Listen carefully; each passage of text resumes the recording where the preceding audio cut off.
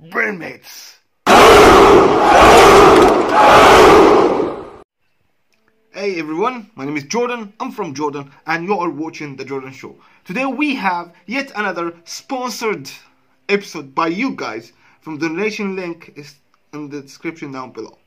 Alright, I'm gonna put it there, so if you want me to watch something like specific, please, donate $5 to $10 and give me a link and I will watch it. Alright, with you guys. Anyway, so the title is Misconceptions Africa was still in the Stone Age. I don't know what's this, I don't know what is it about. Let's watch it together. Roll it! That's my best friend.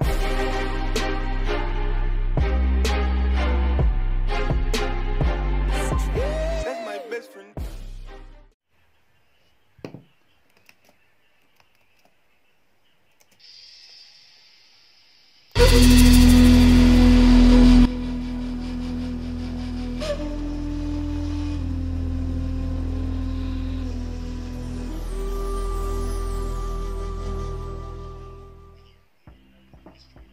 Hello everyone, it's Jabari here.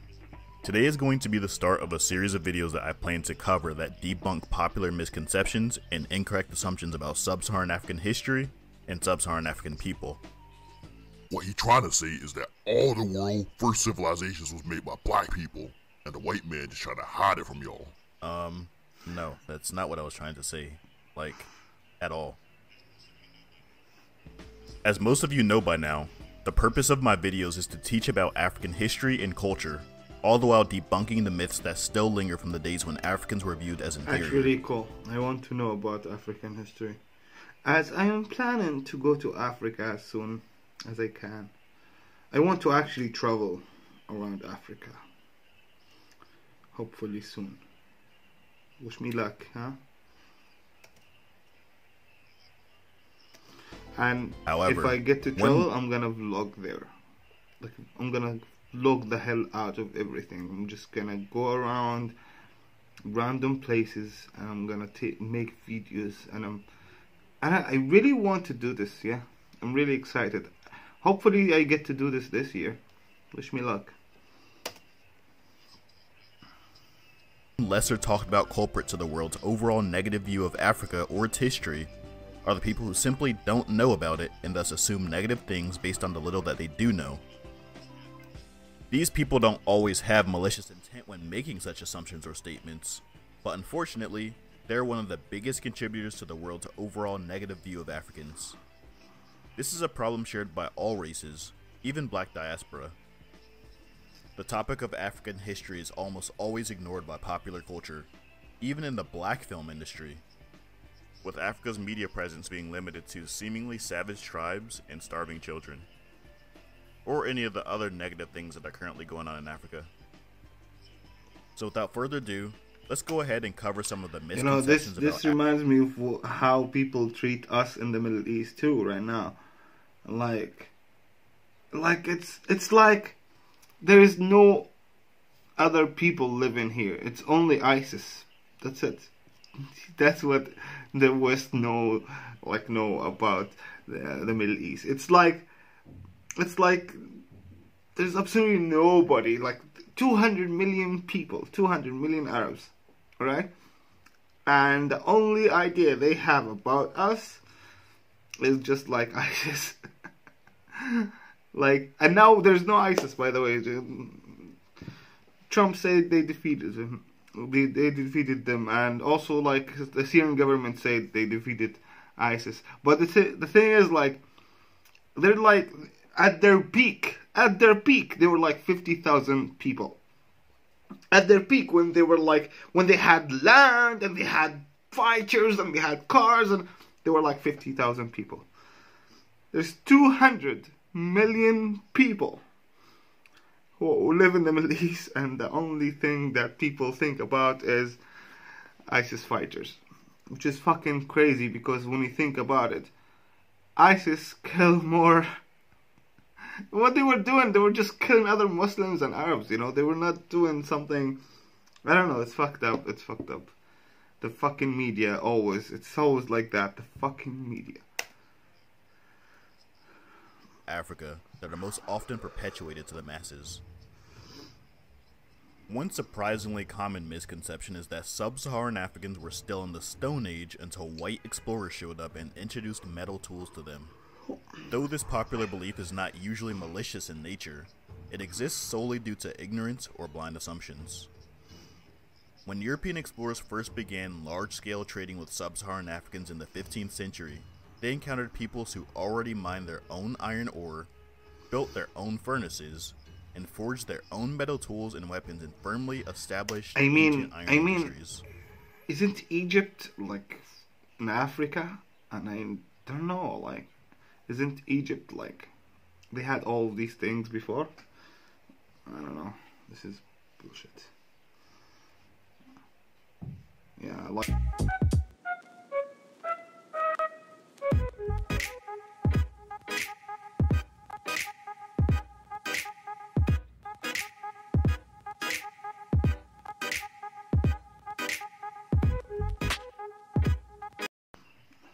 Local thing either.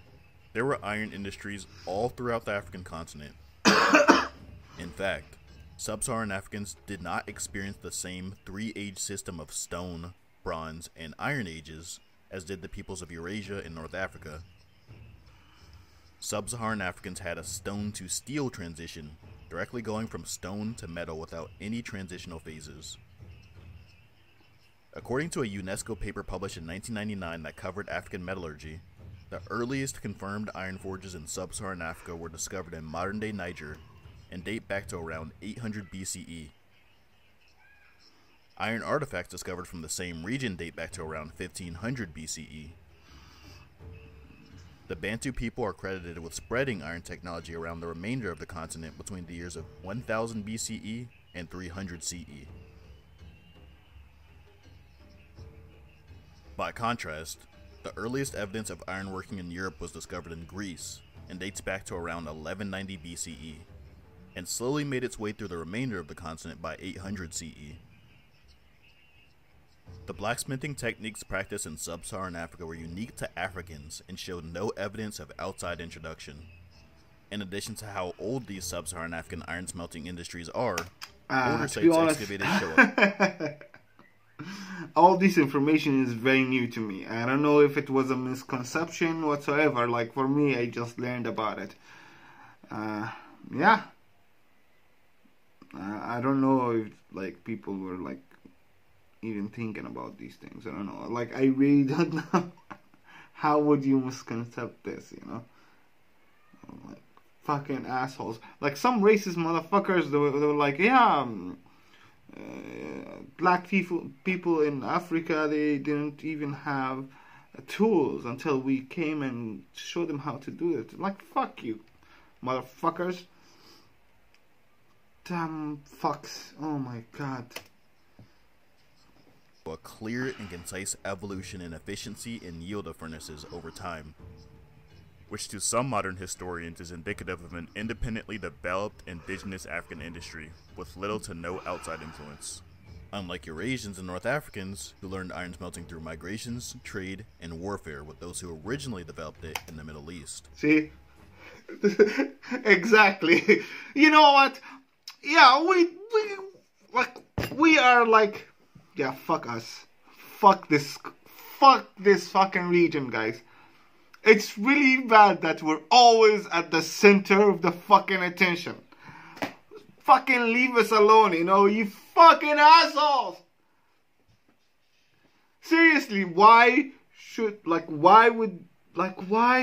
always in the fucking center of attention? Like, why the Middle East is always in the fucking center of attention? It's always about Jerusalem. You know what? Like, I don't know. Oh my god. You guys have no idea, how hard to live in this country. How hard to live in this region. It's fucking hard. And to be constant, to be alert all the time of everything that's going around you.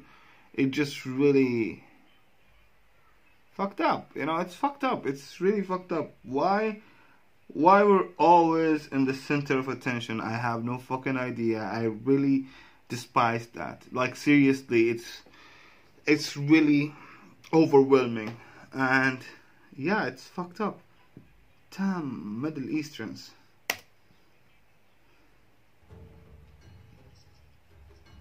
While researching the peoples of East Africa's Great Lakes, anthropologist Peter Schmidt tasked some Haya elders with recreating an indigenous iron forge.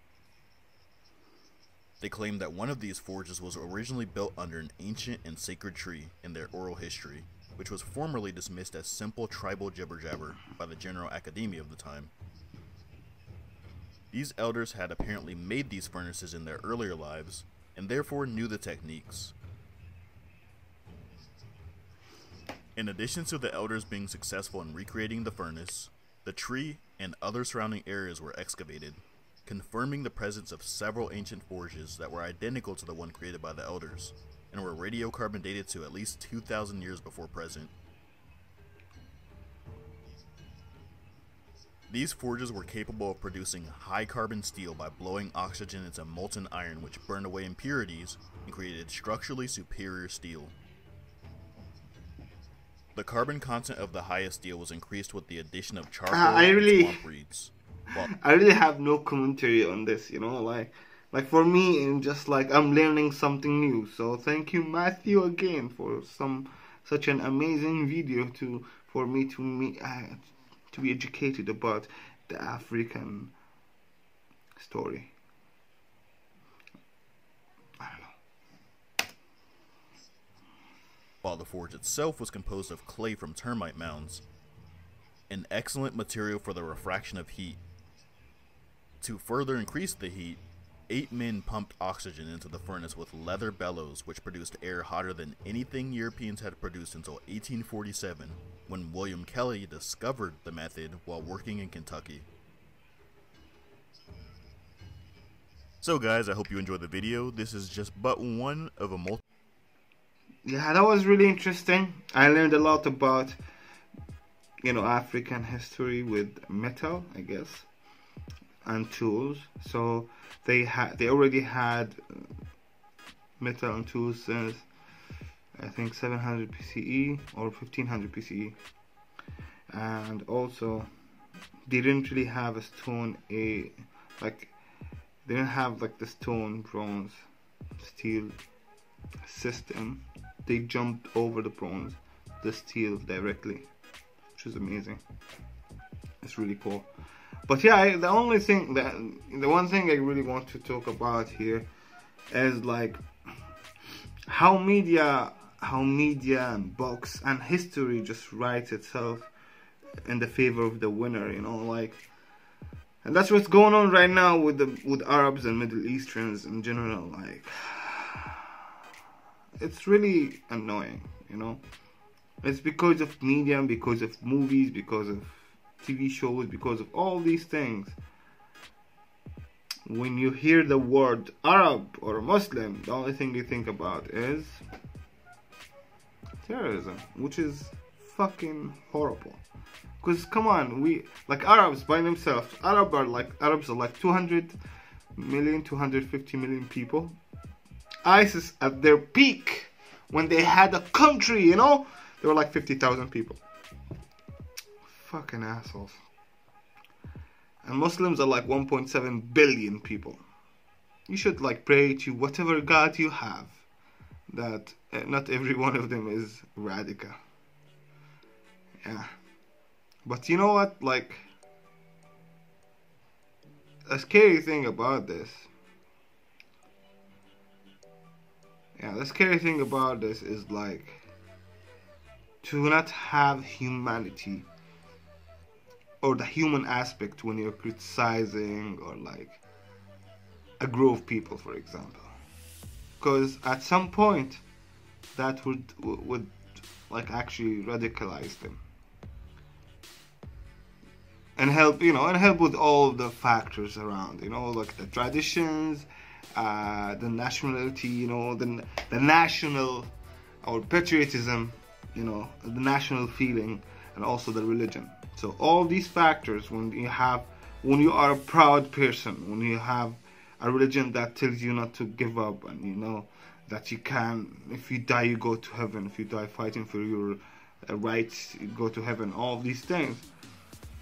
And then you have an oppressor and a huge media machine that making Arabs and Muslims look like that, like look like they're always just here to kill you, and they are terrorists all the time. And you know, the only thing that happens, it's like they work like a recruitment agent for the terrorist groups. So like, yeah, just be nice. Anyway, thank you guys for watching. Please subscribe and smash that like button, and I'll see you guys on the next one. Peace the fuck out. That's my best friend.